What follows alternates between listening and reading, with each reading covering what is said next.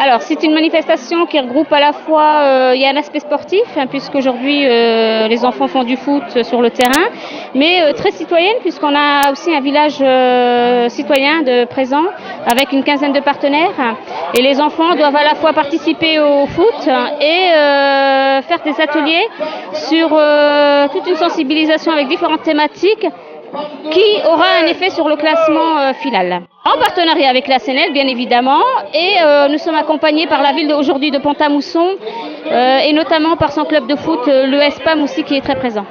Alors aujourd'hui, on a eu une très bonne participation puisque nous avions 7 équipes de présentes le matin, mais nous avons une vingtaine d'équipes, 20 équipes l'après-midi. Donc c'est une participation de 27 équipes, sachant que les équipes tournent entre 7 et 9 gamins, 9 enfants, donc très bon taux de participation. Bien évidemment, il y a différentes récompenses, il y a le récompense trophée sportif et trophée citoyen. Mais ce qui est attendu par les enfants notamment, c'est la qualification pour la finale qui aura le 15 mai, au stade Marcel Picot, bien évidemment. Donc c'est toujours un moment attendu. Donc il y aura aujourd'hui pour l'étape de Pont-à-Mousson 6 équipes de retenue, sachant que nous avons eu 5 grandes dates, donc ça fait 30 équipes qui seront accueillies le 15 mai après-midi. En fait, le principe de l'animation, c'est que les gamins s'installent sur les fauteuils, on met un parcours en place. Ils doivent slalomer entre chaque plot qu'on a mis en place. On leur montre en plus le moyen de diriger le fauteuil roulant. Plus on note donc sur le comportement, sur le parcours auquel ils ont effectué, si plus ou moins bien.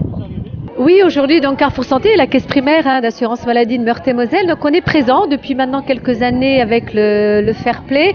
Et là, on a un atelier qu'on propose donc aux jeunes sur la prévention du tabagisme. Voilà, donc on a un petit jeu autour d'un mot fléché sur les dangers du tabac, puisqu'il faut bien leur faire comprendre que quand on fait du foot, quand on fait du sport, fumer, c'est vraiment pas conseillé. Voilà, donc à travers ce jeu, on essaie de les sensibiliser au mieux justement sur les méfaits, les dangers du tabac.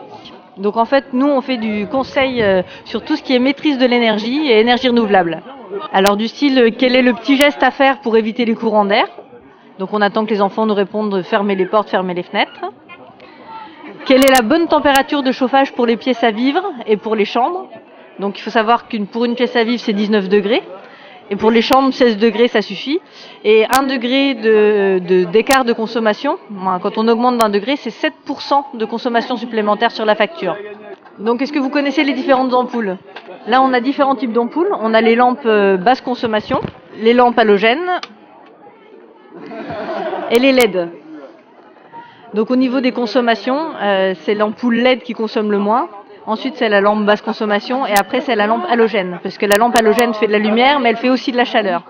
Sans être des oncles Picsou, étant donné que l'énergie augmente sans cesse, il faudra un jour faire attention.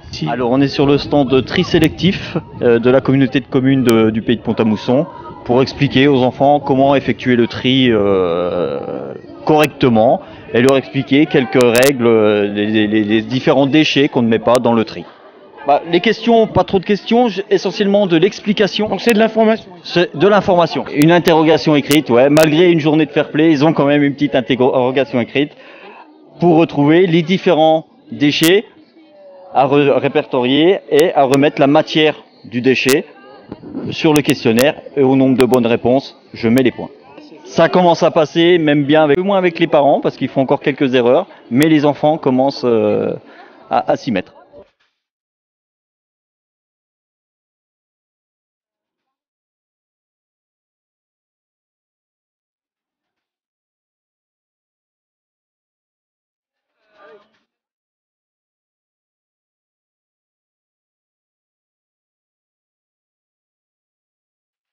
On fait donc un QCM sur Pont-à-Mousson et la citoyenneté.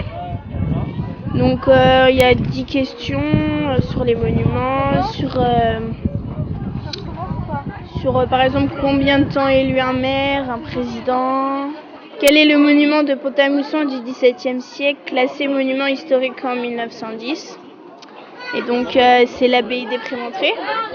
En 1944, quel général américain libère Pont-à-Mousson avec l'aide de la résistance? C'est Général Patton. Et un citoyen, c'est une personne qui a des droits et des devoirs et qui habite dans une cité. C'est assez difficile pour les jeunes qui ne sont pas de Pont-à-Mousson. Et d'autre part, le goûter que Sylvain, vous avez vu là, il y a des gâteaux qui ont été faits par les mamans, il y a des boissons, et le profit de la vente, c'est destiné aux enfants qui sont à l'AEM Claude Monet. Donc on espère vendre beaucoup de gâteaux et beaucoup de boissons. Alors en fait, on est une association qui s'appelle Avenir, qui a créé le projet Au Stade Citoyen. On a voulu essayer de lutter contre tout ce qui est discrimination dans les stades de football.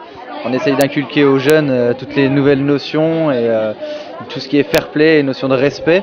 Donc dans les tournois comme les trophées du fair play avec MMH, on essaye d'instaurer des protocoles de début et de fin de match, justement pour que les jeunes comprennent qu'il faut prendre du plaisir sur un terrain de foot. Ça peut être comme des questions qui a gagné la Coupe du Monde en 98 pour voir si ils connaissent vraiment l'équipe de France, des questions toutes simples, voilà. Et voilà, on est surtout sur des questions, enfin sur le football, voilà.